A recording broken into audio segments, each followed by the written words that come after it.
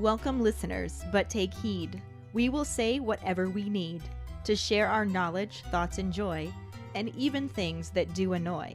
So join us now, but be aware, we have a tendency to swear. We'll dial it back a little bit. But frankly, we don't give a shit. Welcome to Just Keep Rowling, a Harry Potter book movie compare and contrast podcast. I'm Ellen, and the red-headed Slytherin siren to my left is Kayde. You seriously need to stop drinking before we record. I only had one. One bottle? I am not going to dignify that with an answer. Moving on to the rolling rehash.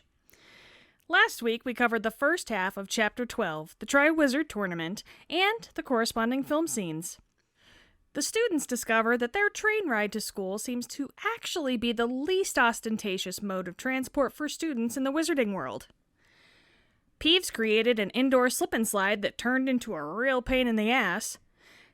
Dennis Creevy fell into an excellent first memory at Hogwarts. Ron favored food over new housemates.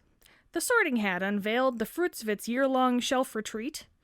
Hermione was sickened to learn about her witch privilege. Filch Jane Fonda'd his way through the Great Hall. And Dumbledore decided against a stand-up comedy career. During episode 75, CSI Hogwarts, our Potter pondering was, what did happen when the troll, the hag, and the leprechaun walked into the bar? Dave said, a troll, a hag, and a leprechaun walk into a bar. They sit at a table, and after a few minutes, the hag drunkenly stumbles to the bar and tells the bartender, I bet you 100 galleons that if you line up 10 shot glasses a foot apart on the bar, I can walk down the bar and pee in every glass without spilling one drop on the bar. The bartender was disgusted, but he saw this hag was clearly very drunk. So he replied, I normally don't pay no mind to what drunk old hags say, but I'm not one to ever turn down free money. There is no way you can do that. I'll take that bet. The bartender sets up the glasses, and the hag jumps up on the bar, lifts her skirt, and waddles down the length of the bar while peeing. She stumbles with every step, stepping on some of the glasses, and almost falling off the bar multiple times. All the while, the pee goes everywhere. On the bar, on the stools, on the floor. Some even hit the bartender, who is roaring with laughter as barely a drop lands in any of the glasses. I told you you would never be able to do that, you old hag, he roars between his guffaws. Now pay up, that's 100 galleons, holding his hand out expectantly. The hag stands up, straightens her skirt and cloak, jumps down off the bar nimbly as a fairy and sober as can be, laughed a great big laugh and says, gladly, and starts skipping towards her friends. The bartender asks, why are you so happy? You just lost 100 galleons. The hag turns to him and said, I just bet each of these two morons 500 galleons that I could piss all over your bar and you'd be happy and laugh about it. Well, that was interesting. To say the least. Yes. Max said, the bartender says, sorry, we don't serve supernaturals here. The troll and the hag turn to leave, but the leprechaun stays put. The bartender asks, didn't you hear me? No supernaturals. The leprechaun looks up and says, I'm not a leprechaun. I'm Charlie fucking Weasley, and this is why you can't see me in the films. Very nice. Diana said, the bartender says they look like they've had a long day and asks what they're drinking. The troll says it's been a long day plowing fields and asks for a large butterbeer. The leprechaun agrees that it's been a long day plowing fields and asks for a butterbeer as well. When the bartender turns to the hag, who is looking particularly rough even for a hag, and asks her if she's all right, she looks at the bartender and says, I'm Fields. Give me a large fire whiskey. That one might be my favorite. Yeah, I'm not even going to lie. I think Diana gets the gold star for that one. Oh, Diana, we love you so much. And we owe you a happy birthday message because it was like last week. It was a while back. We kind of suck. And we actually did record it, but due to my computer breaking, it didn't make it in the episode. So we want to shout out Diana right now. Happy birthday. We love you. Happy birthday. Sorry it's belated. We love you so much. Mwah. Mwah, mwah, mwah. Yes. Quincy, Karlee, and Dave all had a similar punchline. Quincy said, a troll, a hag, and a leprechaun walk into a bar. Ouch. Karlee commented that he stole her joke, and Dave added on that the villa behind them ducked. Gotta love a classic. Right? Jackson said that the credit for this goes to a poster on Reddit. A troll, a hag, and a leprechaun all walk into a bar, and none of them has so much as a nut between them to buy a drink. I bet I can get a drink in spite of not having a coin to me name, the leprechaun says. Promptly, he walks into the bar, produces a cauldron full of fake gold. Barkeep, he yelled wildly, give me a flagon of your finest mead. What sort of fool do you take me for, shrieks the barkeeper. I know that'll disappear by morning. Be off with you before I have you brought up on charges of fraud. The leprechaun went dejectedly back outside again. Now you'll see how it's done, dearies, the hag cackled, before charming herself to look like a gorgeous young witch. Into the bar she walked, batting her eyes alluringly at the barkeep, and simpering sweetly. He did indeed seem quite taken with her. That was until... Might I have a bottle of your best fire whiskey, lovey, she said. But the voice was not the piping soprano of a young girl, but the loud croak of the hag that she was. Get out, you old prune, the barkeep yelled, cottoning onto her trick, and also possibly because his wife is giving him dagger looks from across the room. Well, none of us is getting a drink tonight, said the hag with a shrug, the leprechaun nodding in agreement, but the troll pointed to himself, then at the bar, and grunted. You really think your stupid self is getting a drink when we planned out everything so pat and got nothing? The leprechaun laughed. This I have to see. The troll walked into the bar and murmured quietly while pointing to the ale. When the barkeeper shook his head, the troll took out his club, knocked him unconscious with one blow, and walked back out the door with a cask of his best ale. This only goes to show the best strategy is to speak softly and carry a big stick. Robert says the credit goes to MuggleNet for this one. A leprechaun, a troll, and a hag all went into a bar.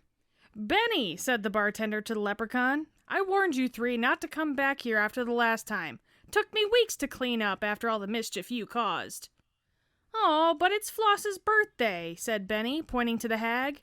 She smiled and showed off her one good tooth. Give us a quick pint and let Troll and me sing to her. Then we'll be on our way. Cross me heart and hope to die.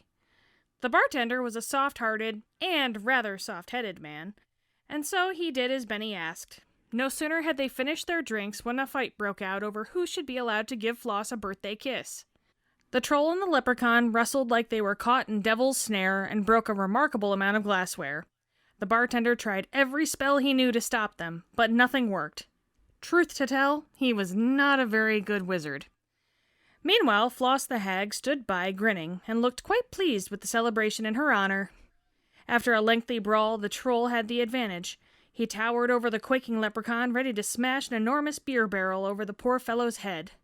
Oh, for pity's sake, said Floss, who was also an accomplished witch. Aloha Mora! With a wave of her wand, Floss opened the sealed barrel, dumping a lovely golden brew over the troll, and quite possibly saving the leprechaun's life. Floss! Cried the leprechaun. Let me thank ye with a wee kiss. But the hag shook her tangled tresses of hair and refused him. You see, I'm the one she likes, shouted Troll. He somersaulted to his lady love and tried to gather her in his great arms. But in a blink of a cyclops' eye, the hag disapparated, and her companions fled. Once again, the bartender was left with a dreadful mess to clean up. His wife, who had witnessed the whole affair, heaved a sigh and began to mop up the ale. Well, my dear, she said, at least we've learned 2 important lessons. What's that? Said her grumpy husband. He was in no mood for philosophical musing. Obviously, the wise and alarmingly cheerful woman continued, a Benny saved is a Benny spurned, and a rolling troll gathers no floss. I made you read the punny one. You suck. But Robert says his personal favorite is a troll, a hag, and a leprechaun all go into the bar, and the bartender asks... Sorry. A troll, a hag, and a leprechaun all go into a bar, and the bartender asks, what'll it be today, Umbridge? That one's hilarious. That was a good one. These are all great. My love to Diana, but that might... the simplicity of that one is pretty beautiful. So thanks for that one, Robert. Appreciate it. Our trivia question last week was, what did George say was the password to get into Gryffindor Tower? The password was Balderdash. A prefect downstairs told him. Congratulations goes to Mike Riley, who was once again the first to answer correctly, even though Max initially posted it as Just Keep Rolling again, and had to delete it and repost it as himself. Yeah, Mike beat him regardless, but I think we were going to have to revoke his admin status to help fix his confusion. Mike is not a big fan of that idea since it could take away his only advantage. I don't know about that. I mean, it seems like he can hold his own, really. He's up to a 4-week streak now. Halfway to Max and Quincy's record. I think he can do it, personally. I do too, but we shall see. Yep. For now, let's just keep rolling into the second half of Chapter 12, the Triwizard Tournament, and the corresponding film scenes. Chapter 12, the Triwizard Tournament, Part 2. Dumbledore gives a brief explanation on the history of the Triwizard Tournament, which started 700 years ago between the 3 largest European wizardry schools, Hogwarts, Beauxbatons, and Durmstrang. Each school provided a champion that competes in 3 magical tasks. The schools took turns hosting it every 5 years until the death toll mounted so high it was discontinued. Despite several attempts over the years to reinstate the tournament, they were not successful until now, as they worked very hard all summer to ensure that no champion will find themselves in mortal danger. He tells them that the heads of Beauxbatons and Durmstrang will arrive with their contenders in October, and the selection of champions will take place on Halloween by an impartial judge. The winner will receive the Triwizard Cup, glory for their school, and 1,000 galleons prize money. This news is greeted with much enthusiasm, with Fred announcing that he's going to go for it. But Dumbledore continues speaking, informing them that there will be an age restriction for safety, and only students 17 years or older will be allowed to put their name in.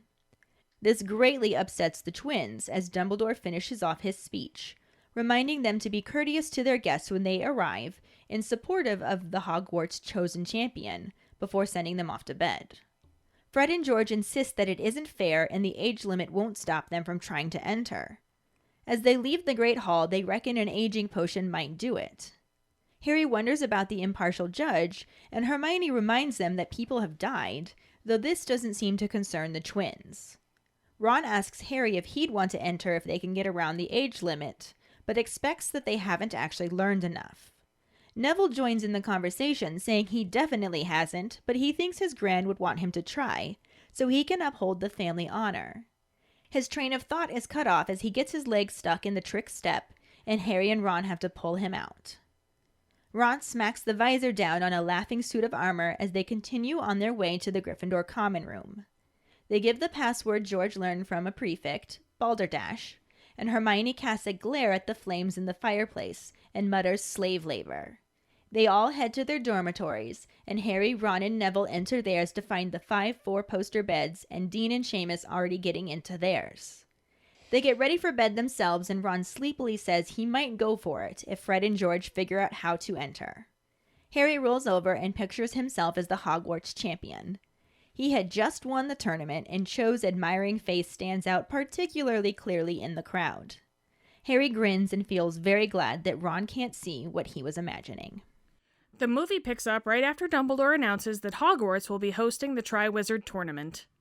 As some of the students begin chattering excitedly, Dumbledore goes on to explain that the tournament brings together 3 schools for a series of magical contests where one student from each school is selected to compete. Dumbledore makes it very clear that if chosen, that student stands alone, and these contests are not for the faint-hearted. He says they will get more into that later, and asks them to join him in welcoming the lovely ladies of the Beauxbatons Academy of Magic and their headmistress, Madame Maxime. The double doors open, and a group of girls dressed in blue sashay into the Great Hall and up the middle aisle. They pause a couple of times to sigh, and then shimmy forward and gracefully release butterflies from nowhere, before prancing off and lining up on either side of the front of the hall. The camera cuts to a very large woman regally following the girls down the aisle as Seamus comments on how that is one big woman. In front of her is the star of Beauxbaton, a beautiful blonde girl who twirls her way up the aisle alongside another girl doing gymnastics. She stops and strikes a pose as the gymnast takes her hand and they both bow to applause. Dumbledore kisses Madame Maxime's hand and returns to stand next to his podium, where he introduces their friends from the north, the proud sons of Durmstrang, and their headmaster, Igor Karkaroff. The music changes to the same intense Bulgarian theme from the start of the World Quidditch Cup, and a group of young men enter dressed in dark brown, some with fur jackets. Each are carrying a staff that they bang on the ground, creating sparks as they grunt and march forward to the beat. They stop in the middle of the aisle and twirl them around before running forward to the front of the Great Hall, with one of the boys performing his own gymnastics. The camera cuts back to the doors as a surly-looking young man clad in brown fur enters the Great Hall. He is closely followed by Mr. Filch and a bearded man in white with a brown fur collar and hat. Ron immediately identifies the grumpy wizard as Victor Crumb as they march up the aisle. A Durmstrang student ends their entrance with a fire-breathing trick that turns into a fiery bird before disappearing. Dumbledore opens up his arms and Igor greets him with a hug. The scene cuts to a foot stepping in a puddle and the camera zooms out to reveal a shadowy man holding a staff in a rainstorm outside the Hogwarts castle. He begins to limp towards the school and the scene cuts back to the Great Hall, where Karkaroff is pouring wine as he and Severus Snape exchange unfriendly looks. The camera pans over the head table, showing Madame Maxime informing Professor Dumbledore that her horses have traveled a long way and will need attending to. Dumbledore assures her that their gamekeeper Hagrid will take good care of them. Madame Maxime then addresses Hagrid directly to let him know that they drink only single malt whiskey. Hagrid is so enchanted by what the large woman is saying that he doesn't even realize it when he sticks his fork into Professor Flitwick's hand. Flitwick sets his goblet down, pounds his fist on the table, and pulls the fork from his hand as he calls Hagrid an idiot. The camera angle changes to a shot in front of the head table where 4 men have set up a large golden tower. Filch waves them off as Dumbledore approaches it and declares that he would like to make an announcement.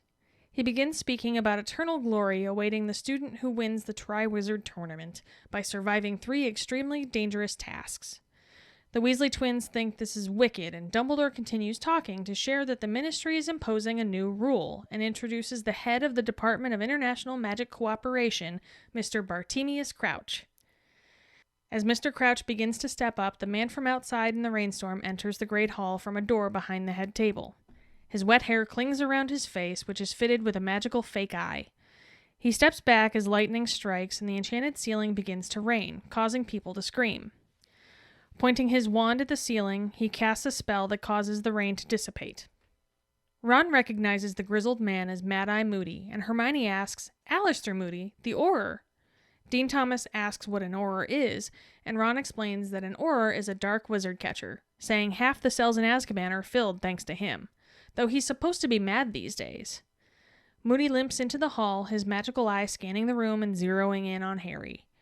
Dumbledore greets his old friend, thanking him for coming, and he criticizes the ceiling before hobbling over to the side of the hall and taking a swig from his flask. Seamus wonders what he's drinking, and Harry says he doesn't think it's pumpkin juice. Moody's magical eye gives a little spin as he settles against the wall, and Mr. Crouch addresses the crowd. He says that after due consideration, the Ministry has decided that no student under the age of 17 will be allowed to enter the tournament. This is met with jeers from the students, particularly Fred and George, who declare the news to be rubbish. Dumbledore steps forward and yells for silence. The hall immediately settles down, and he then points his wand to the golden tower, which magically disintegrates, revealing a large golden goblet that immediately erupts with blue flames. As everyone looks on in awe, Dumbledore explains that the Goblet of Fire is where people will enter to possibly be chosen for the tournament, by putting their name on a piece of parchment. They must put it in the goblet before that hour Thursday, and if chosen, there is no turning back. He declares that the Triwizard Tournament has officially begun. The camera focuses on the blue flames and zooms in, filling the screen. So we had to divide this book chapter and movie section in half because there was just so much that happened between the two. So much that barely corresponded, too. I mean, it runs parallel, but there are some huge changes. Huge changes. Huge, seriously. Last week, we left off right after Dumbledore announced the Triwizard Tournament would be held at Hogwarts. Yep. So this week, we're picking this up with Dumbledore telling everyone about the event. In the book, he explains what the Triwizard Tournament is for those who aren't familiar with it. And I love that he's just like, some of you may already know this, so just like let your mind wander. Yeah. Guys, just go ahead and zone out. It's cool. Come back when you're good. Right? We'll ring a bell when we're done. But for us who may not know, that your minds wander if you do, he explains that it's a competition that began over 700 years ago between Hogwarts, Durmstrang, and Beauxbatons, the three largest European schools of wizardry. It took place every 5 years and helped the students form ties with other young witches and wizards of different nationalities. And then it was discontinued because the death toll grew too high. I mean, that sounds like a lot of family fun to me, right there. I don't know. It seems like maybe a good reason to discontinue something. Sign my ass up. I'm ready to die. Yep. It's a good day to die. Unlike you, Hermione is alarmed by these words. However, all of the other students seem to be ready to sign up. Because they are all whispering excitedly, and even Harry is more interested in the tournaments than the deaths that happened centuries ago. That's because they all have selective hearing. They hear tournament. Tournament. Oh my god. Especially the Gryffindors. They're like, holy shit. Right? Well, that and death can be so abstract that I don't think it always clicks for people. Mm-hmm.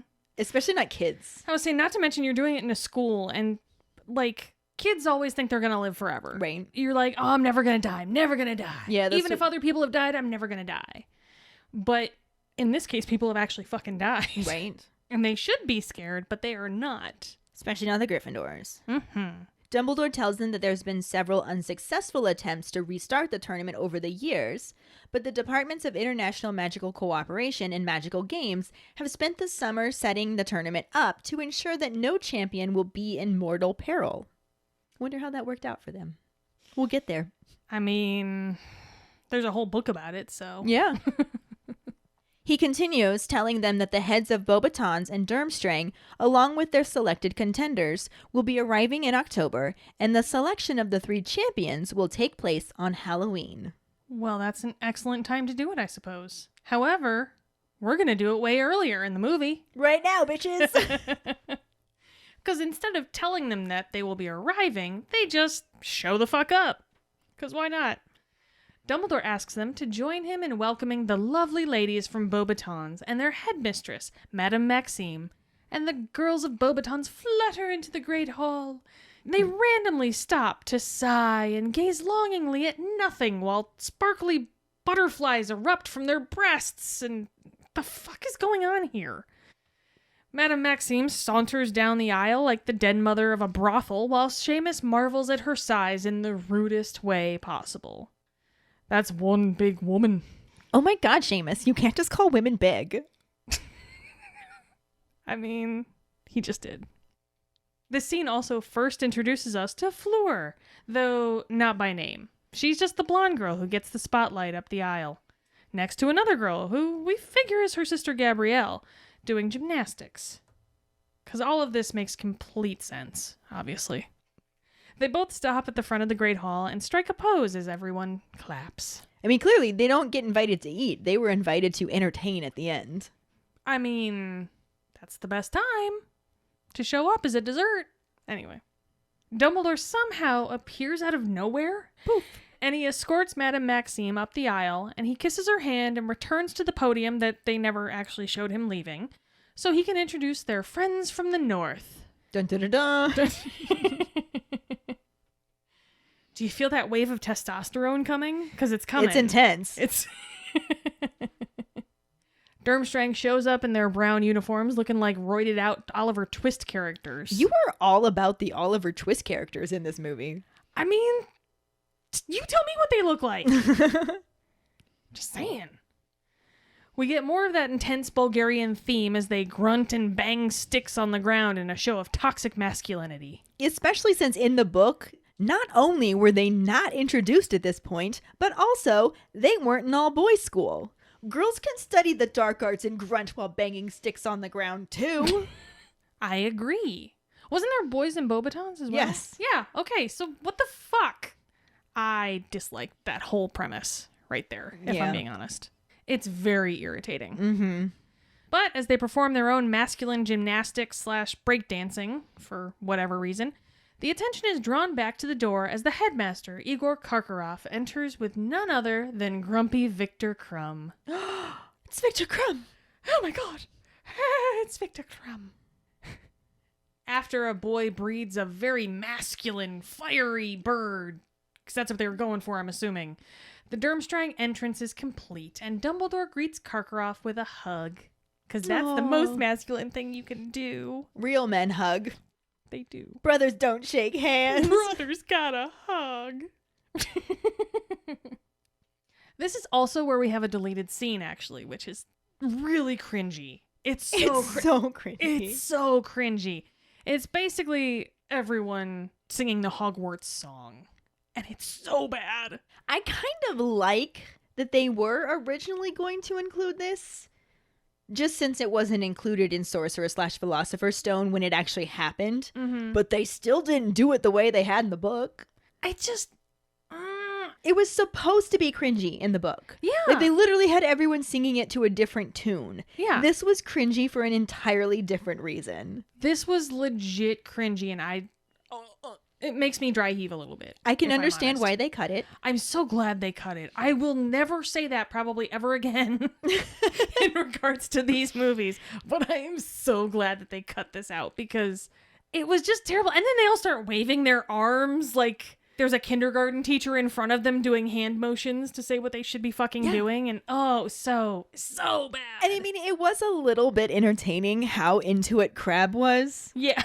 But True. it also, I don't think Book Crab would have been. No. So I agree. It was just one of those things where, like, it was another bout of comedy that they were trying to include. Mm-hmm. And like I said, I appreciate its existence since it was supposed to be in the first one. See, I feel like it would have fit better in the first one. And I think it would have as well. But I also really wanted to hear them try and sing it all to the different tunes. Mm-hmm.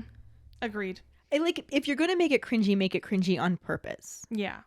I do love the look that Beauxbatons and Durmstrang share with each other. Yeah. Like, the fuck is this? We brought gymnasts and fire. Yeah. Y'all are singing some stupid ass song and waving your hands? They were probably trying to get rid of the Raxperts. They were like, man, thank God we ate on the boat. Right.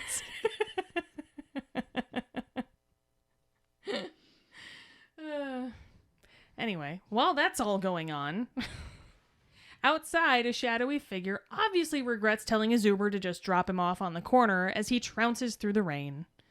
Gee, I wonder who this guy is. Right? Back in the Great Hall, Karkaroff eye-fucks Snape while pouring his drink. I still don't think he's eye-fucking him. How do you not see eye-fucking with that? Like, they're totally eye-fucking. If you say so. I feel like you see eye-fucking everywhere you look. I mean... Dirty mind. She has a dirty, dirty mind. I'm sorry, like... Let's just keep rolling. Madame Maxime explains how to care for her drunken-ass horses. Hagrid is so mesmerized by the large woman that he stabs Flitwick in the hand with a fork. Because apparently he's done cooking. Really? It must have been his tine. Oh my god, fuck off. Wow. Flitwick becomes quite angry and is a bit of a dick to Hagrid for a simple mistake. I'm pretty sure there's a rule in place at Hogwarts that says you aren't allowed to fork the other teachers. Wow. Really? Mm-hmm. Wow. So if Hagrid would have used a spoon, it would have been okay? I would think so. Spooning's pretty innocent. It can lead to forking, though. It can lead to forking. It can indeed. As long as nobody's doing any knifing, it's probably okay. Fingers crossed. The movie goes on to show 4 random, probably ministry wizards. We assume. Yeah. Sure. Seems reasonable. No-name wizard number 1, 2, 3, and 4. They weren't there in the book, so no way to know.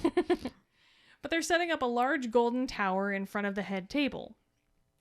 Filch dismisses them as Dumbledore approaches it, announcing that he would like to make an announcement.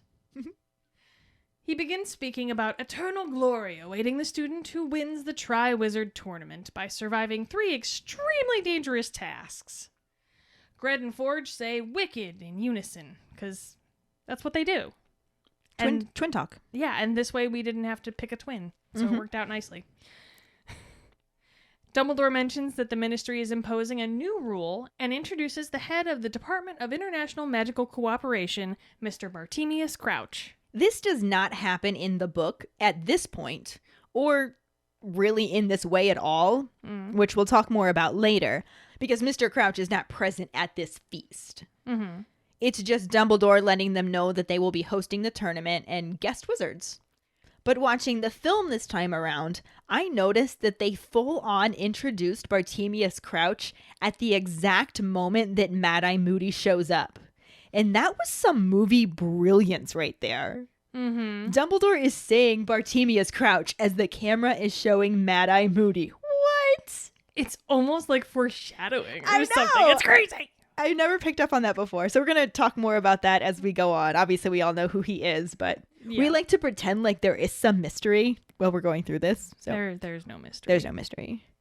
Except for the things that we discover for the first time, like the fact that they foreshadowed this moment for us. Well, true, yes. As the real Mr. Crouch begins to step from behind the table, we get a dramatic entrance from the grisly rainstorm man through a door behind the head table. So this is the Moody interruption that we talked about earlier from the book. So this is when the Moody interruption we talked about earlier from the book actually happens in the movie. In the book, he enters through the normal doors, but it is kind of a similarly dramatic entrance, though the movie does, of course, play that up some. What? Movie doesn't play things up. You're just being silly now. Seriously, though, he looks like a wet Irish wolfhound with a lazy eye. Like, honestly. And it gets extra dramatic as lightning strikes the enchanted ceiling. People scream as it starts to rain, and bitches going crazy. That's pretty dramatic. It is. And obviously we know, because we already talked about it, that the enchanted ceiling was flashing with lightning, but it wasn't like a dramatic, loud rain falling on the Great Hall sort of thing. Yeah. Because I don't think that's how the sky actually works in the book. I thought it just reflected the sky outside, not actually physically mimicked it to the point of rain falling indoors. I always thought that it happened because the school itself knew that something was off with Mad-Eye. Like it was reacting to him walking in. Interesting. That's what I always thought. I mean, I had assumed they were just giving him a dramatic entrance. This could make a good Potter pondering. Works for me. Yay, I thought of one. Go me. Moody points his wand at the ceiling and casts a spell to stop the rain. Ron recognizes him as Mad-Eye Moody, and this is where we get a bit of the conversation that happened last chapter in the Weasley kitchen. Hermione asks Alice to Moody, the aura, and Dean Thomas busts out some glorious one-line wonder magic. Except this time, he's just the one-word wonder. Aura?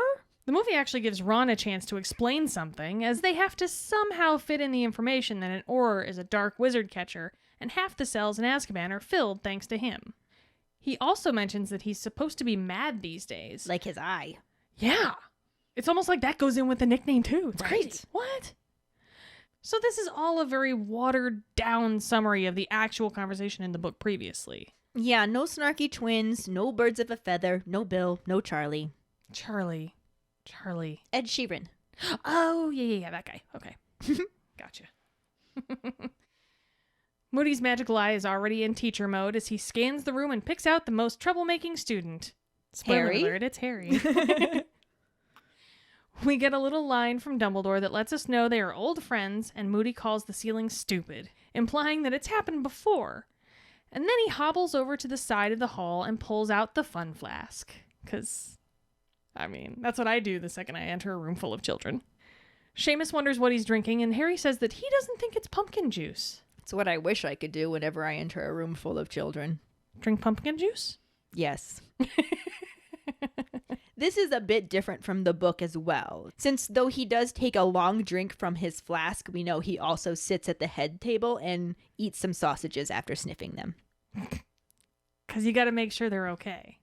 And that's how you do it, is by sniffing sausage. I mean, I wouldn't want to put a sausage in my mouth if it didn't smell good. Right? You always want to sniff your sausages. Just saying. Good advice. Good life advice. For many occasions. Yes. In the movie, his magical eye gives a little spin as he settles against the wall, and Mr. Crouch addresses the crowd. He announces that the ministry has decided that no student under the age of 17 will be allowed to enter. This news is not taken well, especially by Gred and Forge, who shout, "That's rubbish! That's rubbish!" Dumbledore yells for silence, and the hall immediately settles down. Which never works as well in real life, mind you. Right? Plus, in the book, Dumbledore shares that an impartial judge will select the contestants who will be vying for the Triwizard Cup, glory for their school, and a 1,000-galleon prize. At every house table, students are either staring intently at Dumbledore or whispering to one another, Fred specifically whispering down the table that he's going to go for it. Yeah, in the movie there's no money. 'Cause, you should all be just perfectly willing to risk your lives for just a giant cup. Yeah, and glory. And yeah, sure. Dumbledore begins to speak again, and the hall quiets once more. He doesn't have to yell silent. He just talks, and they shut up. Mm-hmm. Also not how it works in real life. Well, you're not Dumbledore. That's true. So there's that. But he tells them that the heads of the schools in the Ministry of Magic have decided that only students who are of age, that is to say 17 or older, will be able to put their names in for consideration. So there's a similar reaction. Mm-hmm. Fred and George don't yell out, "That's rubbish," but they're not happy. I mean, they might have been thinking it. Probably. We just don't know. Then, instead of yelling for them to be silent, he just speaks over the students who are making noises of outrage at this bit of information and explains that the tasks the contestants will be facing will be difficult and dangerous and more than likely beyond the ability of the younger students' skills, as he glances knowingly at Gred and Forge. I mean, but if that's the case, then the cup wouldn't pick them anyway, right? Not necessarily. It could be about their heart. In the movie, Crouch melts down the stacked hat boxes to reveal a big gold goblet with blue fire coming out of it. And that's pretty badass, I gotta say. Yeah. Like, I bet it has a really cool magical name or something. Like, huh? What's that? It's just called the Goblet of Fire. Well, that's a fucking letdown. Couldn't have been more creative than that. Just the Goblet of Fire. Missed opportunity there, guys. Oh my gosh, that's the name of the book. Harry Potter and the Missed Opportunity? I meant Goblet of Fire, but Oh, okay. that's the 8th book. But he says that if they wish to enter, they must put their name in the goblet before this same time Thursday, and if chosen, there is no turning back. The Triwizard Tournament has officially begun. The camera zooms in on shots of Cedric, Fleur, and Harry. But I doubt that's for any reason in particular, and this is where the movie scene ends anyway, so. As usual, the book chapter goes on a bit further. Dumbledore says that he expects all of them to extend every courtesy to the representatives from Beauxbatons and Durmstrang when they arrive in October, because they aren't there yet. But they're right there, I just talked about it. They just showed up. That's not how it happened in the book. Oh. He also says that he expects them to wholeheartedly support whoever is chosen as the Hogwarts champion.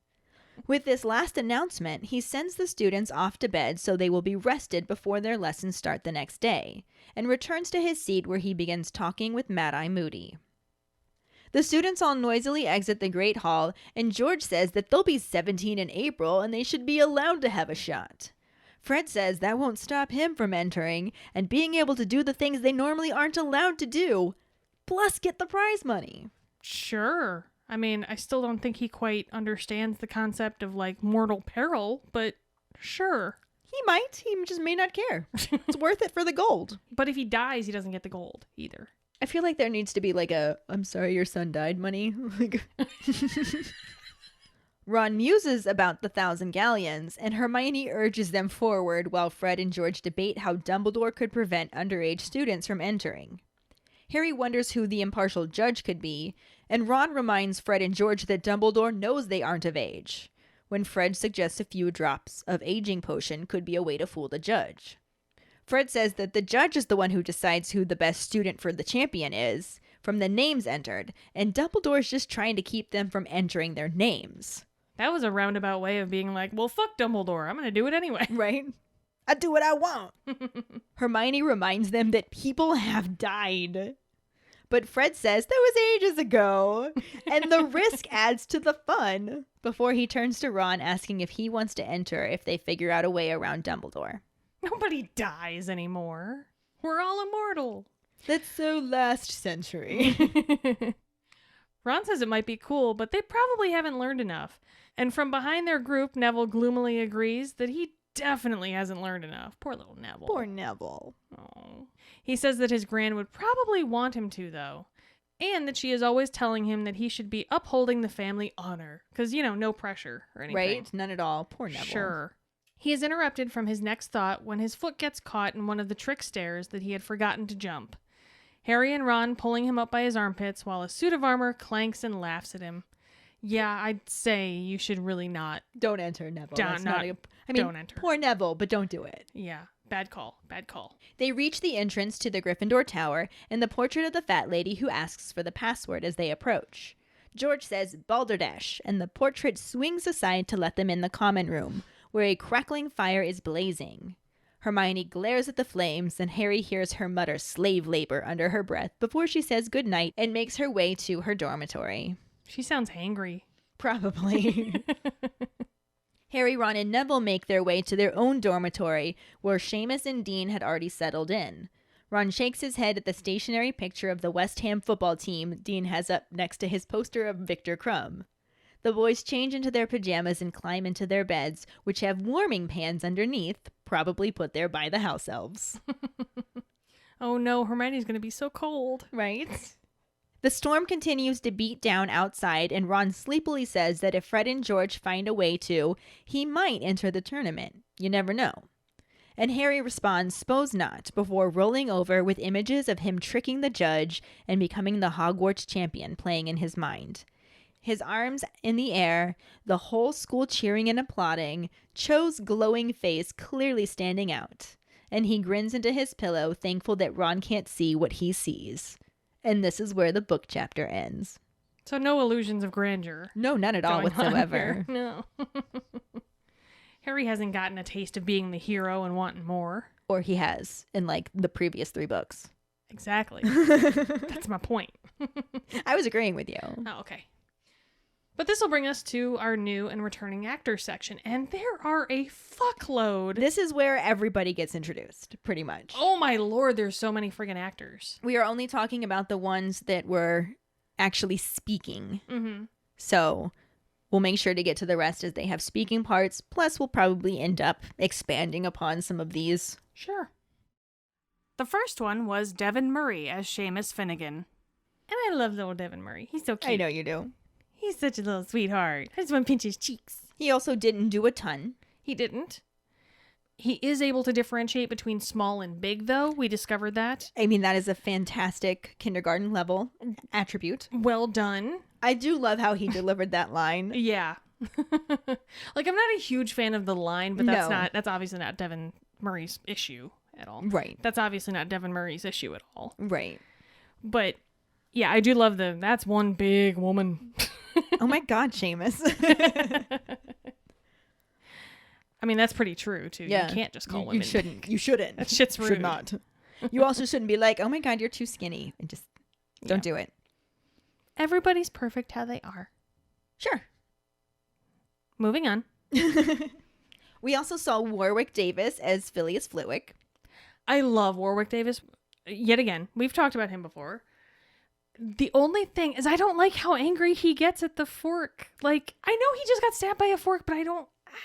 Okay, so I don't have an issue with his level of anger because that shit would hurt. Yes. I do, however, have issue with him calling Hagrid an idiot. That's what I mean. Okay, so we're agreed there. Yeah. Yeah, I agree he should have been mad, but the fact that he's like, you idiot! That's just... It seems very unFlitwick-like. Yeah. Because he knows that Hagrid did not do that on purpose. Yeah. Hagrid had just never seen a big woman like that before. Right? So, speaking of big women, we had Frances de la Tour as Madame Olympie Maxime. She's amazing, can we just say? You know what? Not how I was picturing Madame Maxime. Mm-hmm. But after seeing it, I was just like, I'm on board. Yeah. Oh, definitely. Yeah. I don't want to keep using the big analogy, but she filled the role so well. That was one big woman. It was one big woman.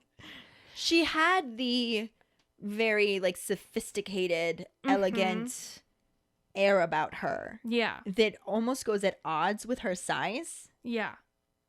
Which is why she was amazing. Yeah. I feel like it would be hard for anyone to pull that off. To be, of that size and to be going, oh, my horses only drink single malt whiskey. Like, she spoke very daintily for her size. She did. She really did. She pulled it off very well. I also love the fact that she called him Dumbledore. Dumbledore. Professor Dumbledore. Dumbledore. Yeah. It was adorable. I'm looking forward to seeing more from her as we go through and talking about that. Mm-hmm. Yeah, me too. We also met Predrag Bielak as Igor Karkaroff, and if I completely butchered his name, I am so sorry. I did my best. That was a good try, I have to say. Probably, maybe. But he was exactly how I pictured Igor. We didn't really get a lot of action from him at this point, but... He stalked into the room. He seemed very foreboding. Very much like a dude who runs an all-boys school in fucking... The North. The North, yes. He wasn't supposed to be running an all-boys school, but... In this case, he was. His presence was really good. Yeah. I don't think we got much more from him at that, so we'll end up talking about him more a little bit later. But first impressions, thumbs up. Yeah, definitely. We also saw Brendan Gleeson as Alistair Moody. Is he? Or Alistair Mad-Eye Moody. Mad-Eye Moody. Or is he? Dun dun dun. Brendan Gleeson he's a phenomenal actor. Mm-hmm. He really is. I gotta say, most of it was like the makeup and making him look all scarred up, and like he's been through some shit. Yeah. And that came off really, really well on screen. But it was also just his curmudgeonly attitude. He had a hell of a growl in his speak. Mm-hmm, he did. And I think we should talk more about him in his later scene when he's teaching, because it gives us even more of that. How he is as Mad-Eye Moody in the grand scheme of things. Mm-hmm. Yeah, it definitely showed much better watching him do the teaching part of it than just watching him walk into a room and aim his wand at something. Yeah. But so far, so good. Yeah. Again, good first impressions. All of the actors in this section really did have more of a, cameo, more than an actual part to play. It was introduction time. Yeah, so we got to meet a bunch, and we'll see more of them and talk a little bit more of them. I think we'll just end up organically working that into the episode as we're on that scene with them, though. So we're just going to briefly mention each here, and we have one left. Yeah. Which is Alfred Enoch as Dean Thomas. Our one-line wonder. Our one-word wonder. Yeah, one word. Poor guy. He said "r" well, considering he did. how we talked about that's not a fun word to pronounce. So good on him. It's a terrible word to have to pronounce. Right? And I'm so mad that that's all they give him. I know. He had so much potential. They're going to bring in some random kid that's not part of the series and give him lines. Mm-hmm. And because we're going to see that kid again, but they can't give Dean Thomas any actual lines. Of course not. Why would they? It's ridiculous. No. Actually, that goes to every director. We could run through them all with a fist in the air. Yes, exactly. But yeah, those are our actors. And we love them. I honestly, there aren't really, because the closest I get to not liking an actor is Michael Gambon. And that's not his fault. Remotely, well, it's not entirely his fault. Yeah. I still say he should have read the books. However, I think it was kind of a perfect storm of badness. Yes. Of bad ideas. Yeah. But yes, I agree with you there.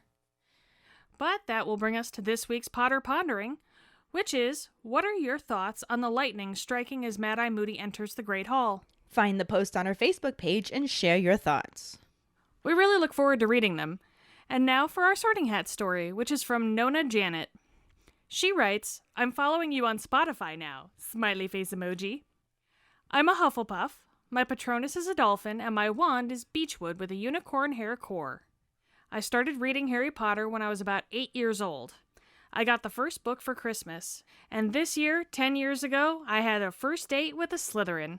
We went to the movies to watch the last film. Now we're married for almost 2 years. Aww. Thanks for sharing your Sorting Hat story with us, Nona. Congratulations on being married almost 2 years. That's what my husband and I are coming up on, too.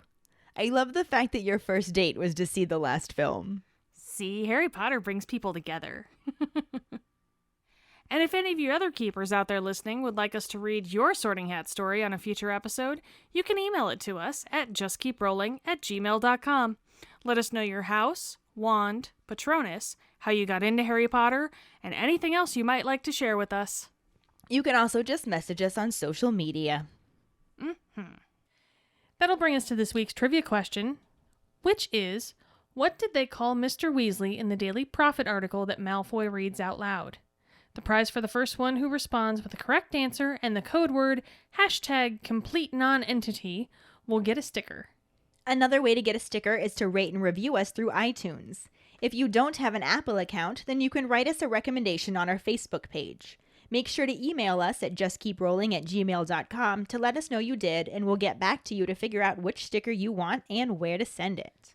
Don't forget to find us and follow us on Facebook at JKR Podcast and Twitter and Instagram at Just Keep Rolling. Following us on Podbean at justkeeprolling.podbean.com will get you the episode as early as possible and give you a leg up in answering the trivia question. You can also go to our website at justkeeprolling.com to check out our Just Keep Rolling and Harry Potter related merchandise for sale. Don't forget to subscribe to our YouTube channel where we post our weekly podcast episodes, cooking show episodes, vlogs, bloopers, and other random videos. If you would like to support us as a patron, you can sign up on patreon.com/justkeeprolling. $2 and up a month will get you some awesome perks like Just Keep Rolling swag, access to patron-only Facebook groups, chats, our Discord channel, virtual hangouts, and more. As always, any support you can give is greatly appreciated. And join us next week when we talk about Chapter 13, Mad-Eye Moody, and the not at all corresponding film scenes, because everything that happens there happens later. Thanks for listening. We hope you hear us again. I'm Kayde. I'm Ellen. Until the next time, just keep rolling.